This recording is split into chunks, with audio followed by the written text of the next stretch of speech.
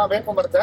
இந்த சாலை விரிவாக்கத்துக்காக வெட்டக்கூடாதுன்னு சொல்லி நம்ம கோவை மாவட்ட நிர்வாகம் மரங்களுக்கு மறுவாழ்வு அப்படின்ற ஒரு நல்ல விஷயத்தை முன்னெடுத்து இன்னைக்கு மேட்டுப்பாளையம் பகுதியில் இந்த விஷயத்தை தொடங்குறோம். உன்னை இங்க யார் நட்டு வச்சாங்கன்னு எனக்கு தெரியாது.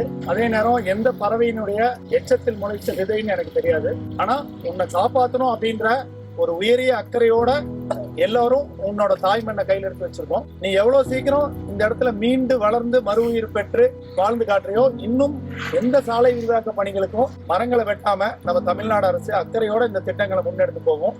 அதே மாதிரி இன்னைக்கு உங்களை நாங்க காப்பாத்துறோம். இனி வர்ற எங்க தலைமுறையை காப்பாத்துங்கிற நம்பிக்கையோட உங்களை இன்னைக்கு காப்பாற்றி கொண்டு வர்றோம்.